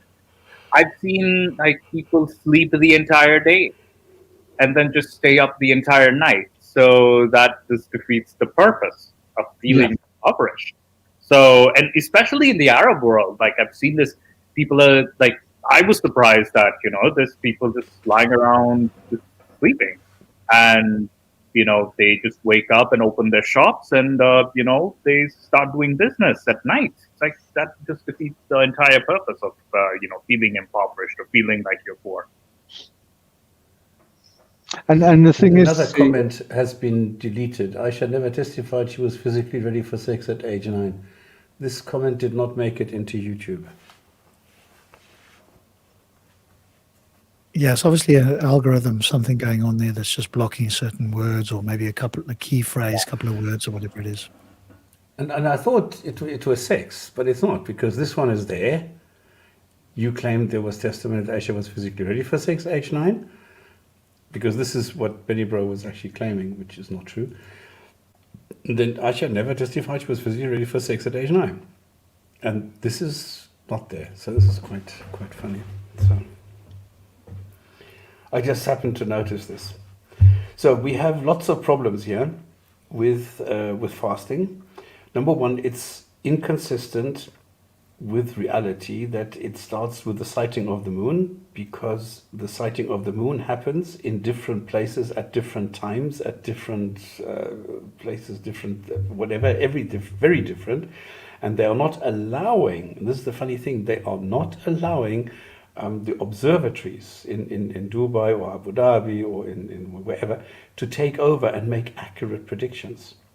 It simply is not allowed. They will send out people to sit up in the minarets and then radio back, yes, I can see the moon, or no, I can't see it yet, you're still allowed to eat, you're still quickly, I think the moon is coming out, quickly have your orgasm, because then you need to stop.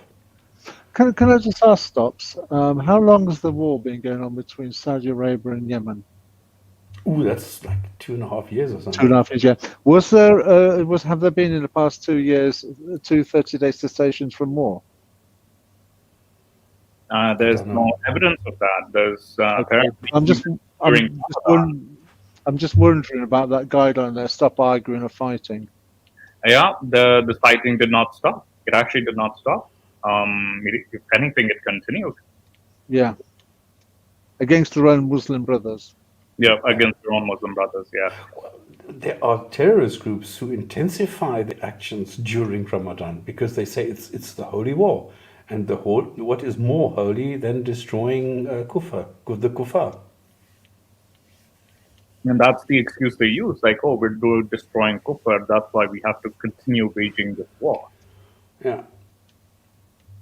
Okay, so the whole thing is inconsistent.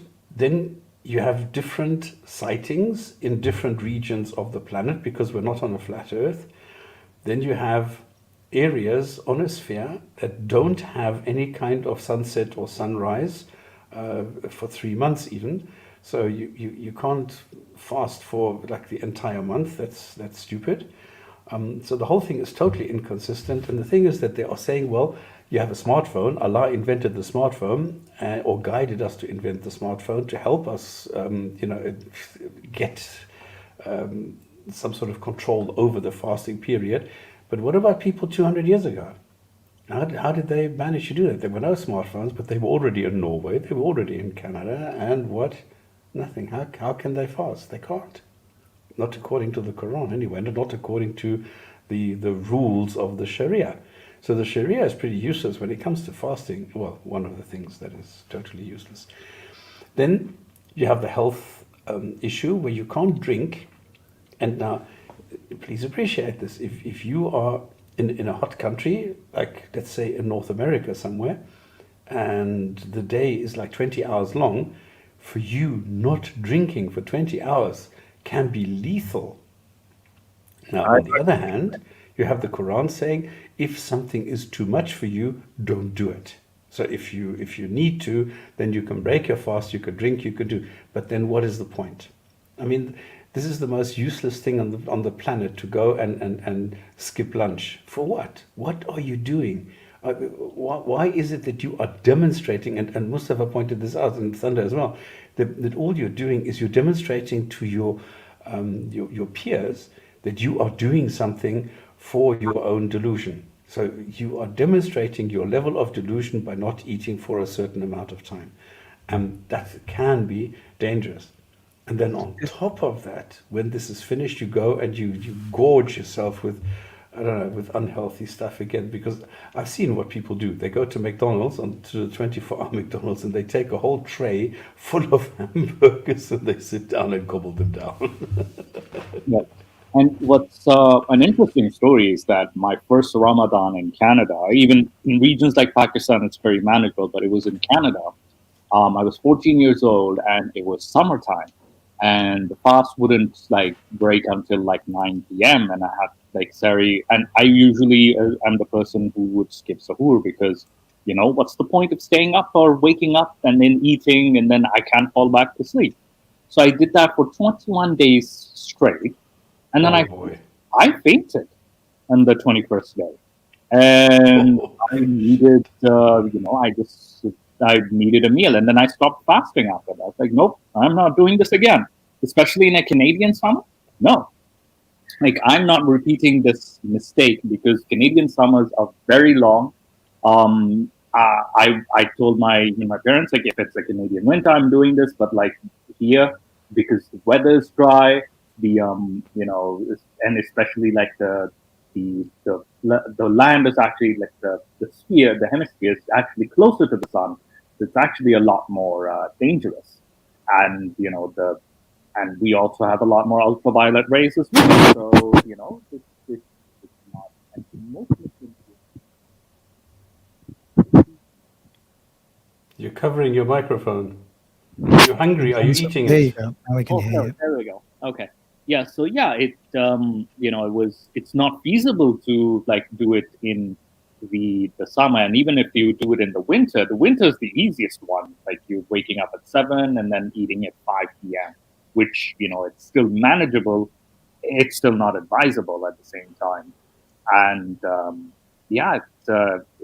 intermittent fasting is better, and even that has certain risks with it. Like you can't do it like consistently. You don't need to have that as a lifestyle. And you're supposed to drink.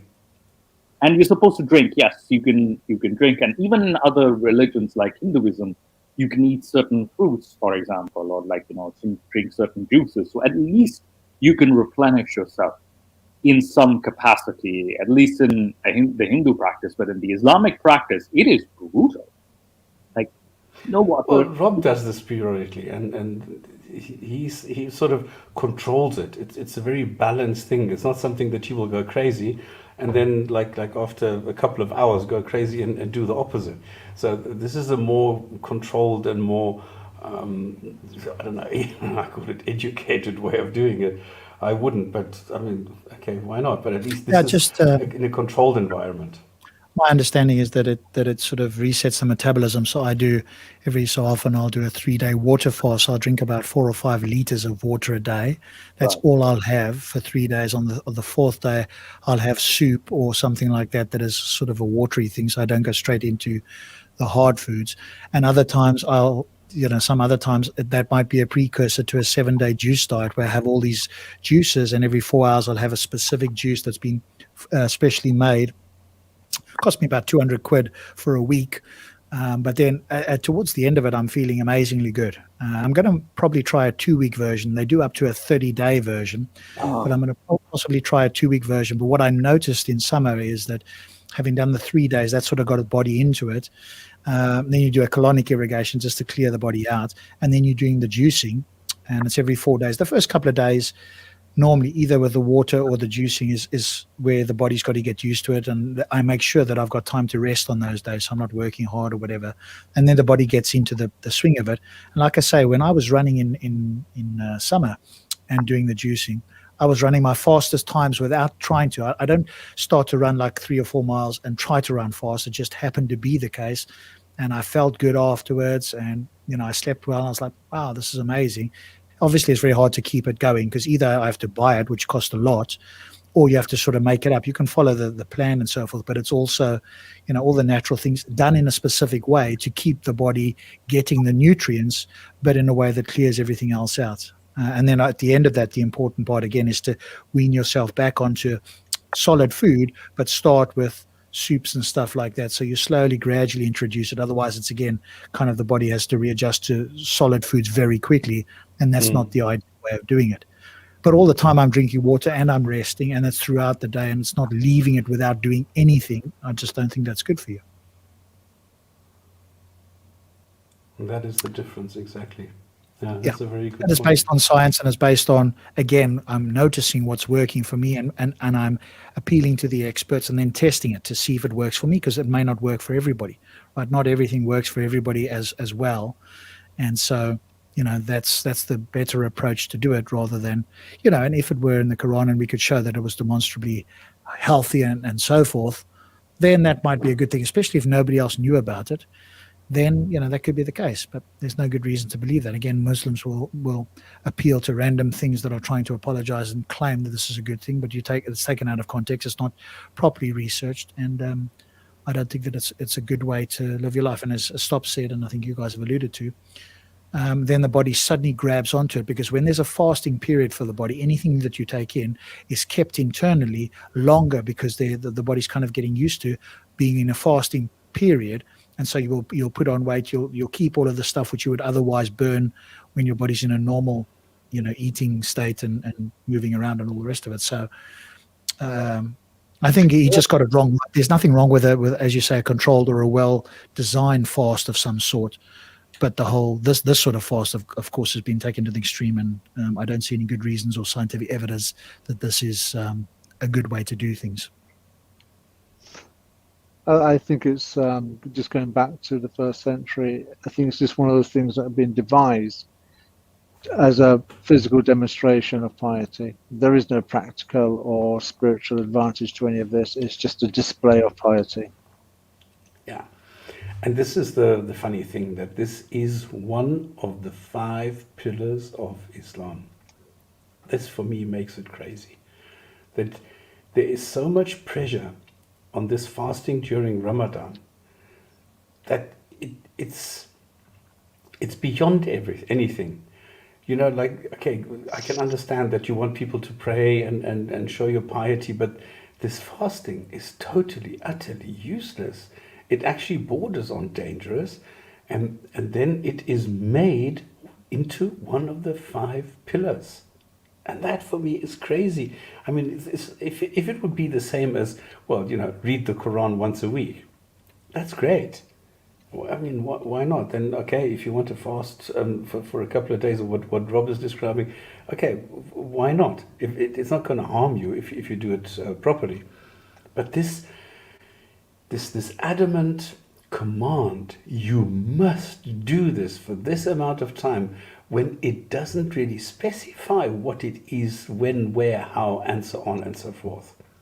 This is the crazy thing. And this is where I think, how can anybody accept that this is one of the 5 most important things in Islam? Yeah, but he's continuing. But you've got to bear in mind, those stops, that he's claiming to be a continuation of other religions, and those other religions have fasting as a part of it. So he's got to graft it on to try and keep some semblance of similarity and familiarity with what's Yeah, of already been course. revealed in previous texts. So Yeah, he's but why appealing not to them improve? by Why not improve on it and say, look what the Jews are doing, look what they are doing, we're going to do it much better. No, no, no, no, no. well, he's doing it And to much do away with different it. though. He's not doing it better because they are doing it the better way. He's doing it differently. That's the thing, isn't it? He's got to do so. He can't improve on it from the way that they were doing it. He's got to do it different. Yeah, and that's what it boils down to. Yeah. And that's why I am so disgusted, because I'm saying, how can such a stupid, such a ridiculous, such a trivial thing be made into one of the most 5 important things in the whole of Islam?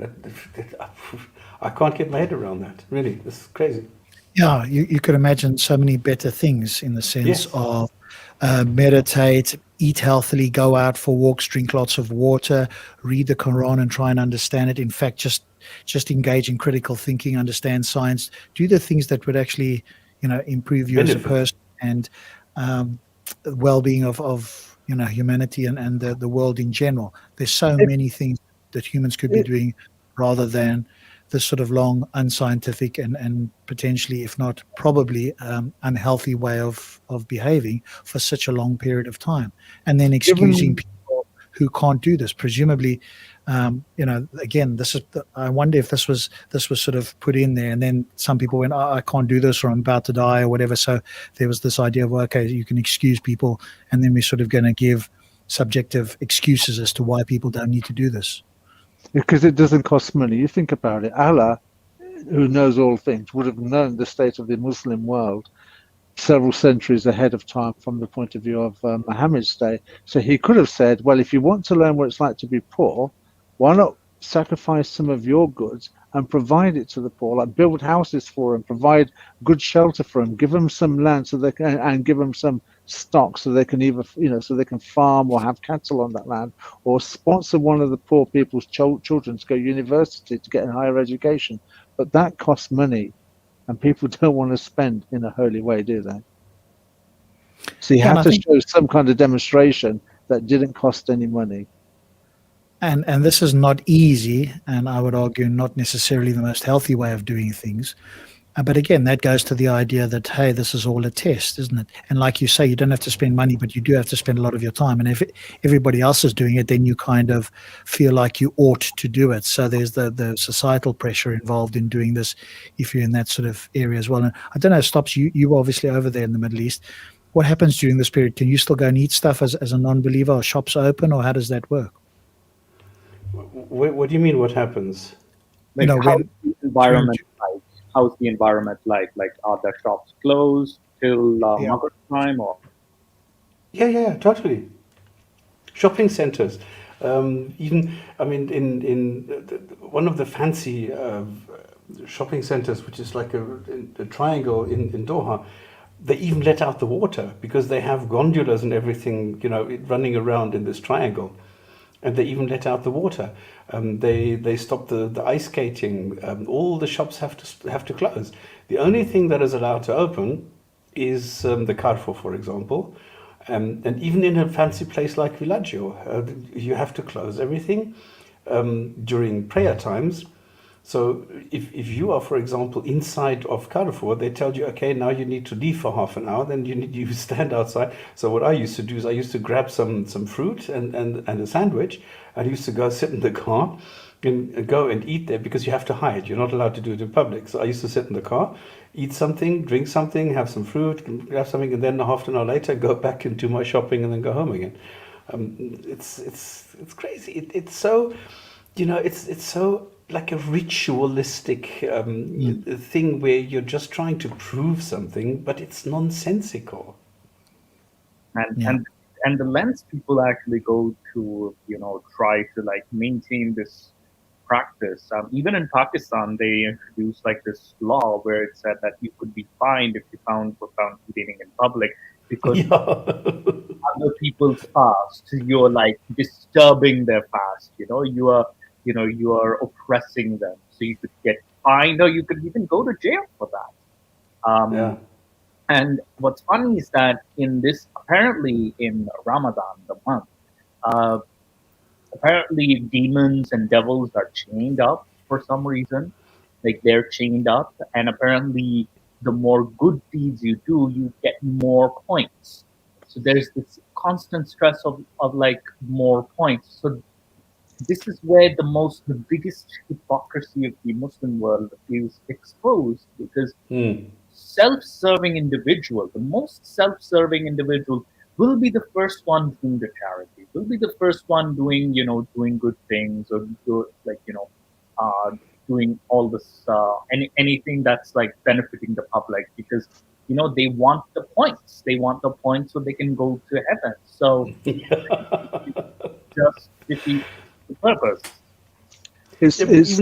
Even in Afghanistan, they're breaking this tradition. I mean, for me, it was so weird when I was in Abu Dhabi, and then you'd go to, there's a fancy restaurant which has the best ever shrimp wrap. So I used to go there on a Saturday, because remember the weekend is Friday, Saturday. So I used to go there on a Saturday, and then for me it was such a shock when I used to come back to the car park, and I used to see Arabs in the dishdash, in this traditional clothing, standing outside having a smoke during Ramadan. This is so like a culture shock for me, because you get so engulfed in this. You're not allowed to eat outside. You're hiding away somewhere, and then you come and they are openly smoking outside. So it's like, excuse me, what's going on now? It's funny.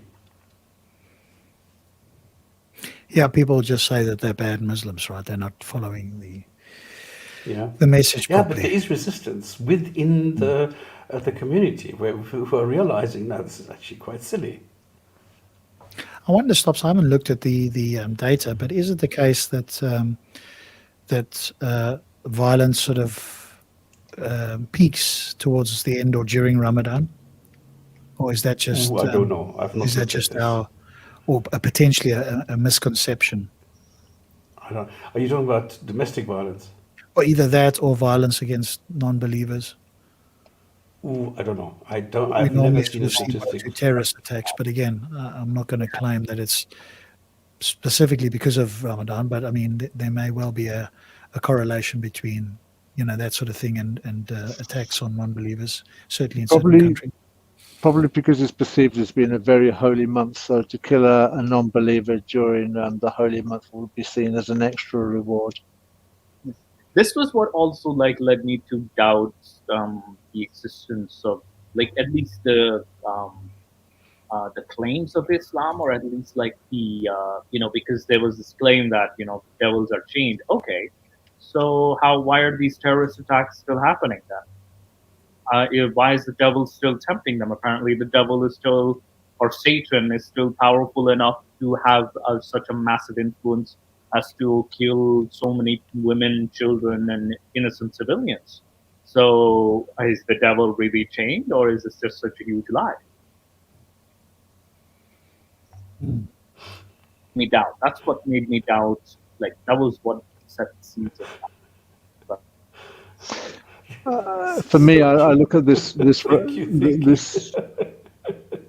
is I didn't. This is not seeing the forest because of the trees. It's so true. I mean, it's the fasting month, and the first thing they say is no eating. Exactly. I'm sorry. Oh my God, I feel caught out. I did not pick that up. Sorry, Thunder, you were saying. Yeah, I'll say this is a kind of damning indictment to Islam, but the whole point of the fasting is to kind of have some kind of solidarity with the impoverished, and yet the people of the kuffar, the land of the kuffar, who don't do fasting, the atheist, the Jew, and the Christian, and the Hindu, and they do a lot more for the impoverished than the entire Muslim world, and for Muslims as well. I dare say I've never done any research into it, but I don't think I need to. It's kind of obvious that when you look at Muslim on Muslim charity versus non-Muslim on Muslim charity, I dare say the Muslims benefit from the kuffar, the non-believer, more than they do from their own brothers, and they're the ones with Ramadan that's supposed to help them understand it. Oh, goodness. Okay. But it's often a question I ask Muslims, isn't it? And because I want people to think, and I think that that doesn't happen a lot for many of the Muslims that I encounter. And like I ask, well, what would we expect from your God if he was sending a message, or if he wanted X, or if he wanted Y? And I think it's a reasonably good question, because it gets well, potentially, I say, could get their brain to engage and go, okay, what might I expect? Now, it could be, as we may have here in this text and so forth, Muslims that can't do that, that just, respond with, it's all the best it can be, or whatever the case may be, right? For them to entertain the idea that they should look at this with a critical eye just doesn't sort of enter the psyche. And so, it may be that asking that question it's like throwing water at a wall and hoping you'll be able to, water the plants on the other side of the wall. It just won't get through. But I do hope that some people will get that when you ask certain questions that gets the brain to engage. But and that's one of them. What is this what we expect, or what would we expect? And they're in a bit of a rock and hard place, I think, sometimes, because whatever is going on is probably not what we expect, or it could be a lot better, or whatever. And even they can see it, but this is where they are tied to having to hold on to the book and go, well, no, whatever the book says is what we should. And then we have to ask, and I tried that today. I said, what does the best possible world look like? How would you, because Imran said that, and I asked another Muslim, do you agree with that? He never really answered the question. I said, is this the best possible world? Because Dr. Imran claims that Allah made the best possible world. What does best actually mean? It just means that really what it means is that he created the world. And I can't think of anything better, which is short-sighted and you're just not thinking very well, or I don't want to, and I'm just going to accept that this is the world that he's created. And like I say, I asked this question, is this the best possible world, and how do you establish that? And in this particular case, I didn't even get an answer, so it wasn't as if he attempted it. But maybe somebody like Benny, or if there's any other Muslims here, do you think this is the best possible world? And if you don't, what do you think about the world that your God has apparently created? If you do think it's the best possible world, what do you mean by best? And then we can have a conversation around that.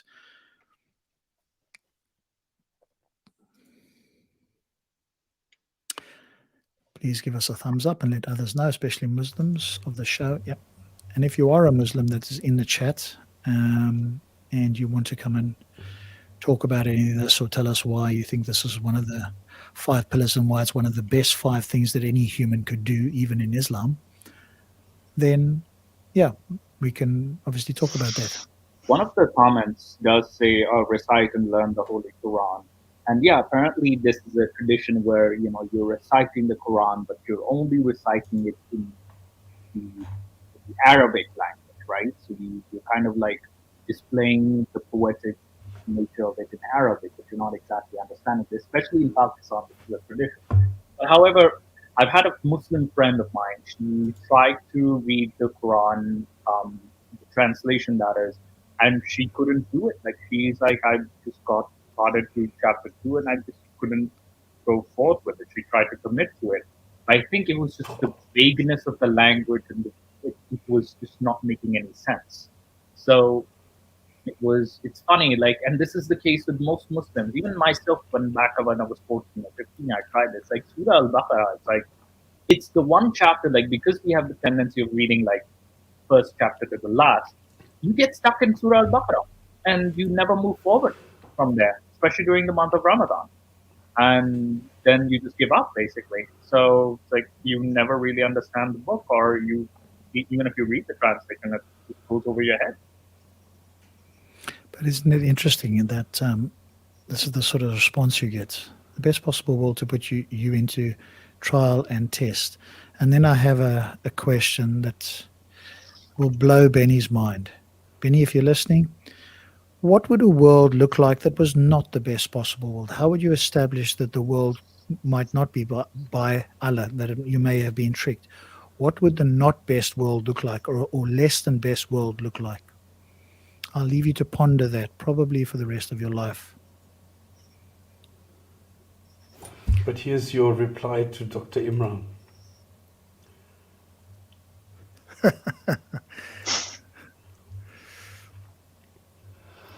All right, ladies, gents, and others, any further questions, comments, anything regarding the 5 pillars? And trust me, You think this is crazy. Next week it's going to get even crazier. You think this is useless. Next week it's going to get even uselesser. It's the uselessest. The most useless, the most merciful, the most judgmental. I put that to somebody, a couple of people today, and and I tried to explain it as much as I could, right? The fact that I think it's a contradiction to suggest that Allah is most merciful and most just, because at any point when you invoke one of those, you necessarily means that you're not invoking the other, in which case it would mean that you couldn't be most just and most merciful at the same time. So it's that sort of thing, right? Is it the most useless thing that you could do, presumably next week? Well, we shall see. Okay, to end the Gin and Tonic show on the 29th of January 2021, this is what Muhammad thought it means to go fasting. The smell from the fasting person's mouth is better before Allah than the fragrance of musk. Now, one thing I have noticed is that somebody who doesn't eat or drink the whole day, they stink. Okay, I can't say it more politely than that. So this is irony. And what makes this worse is if they don't brush their teeth as well. Yeah,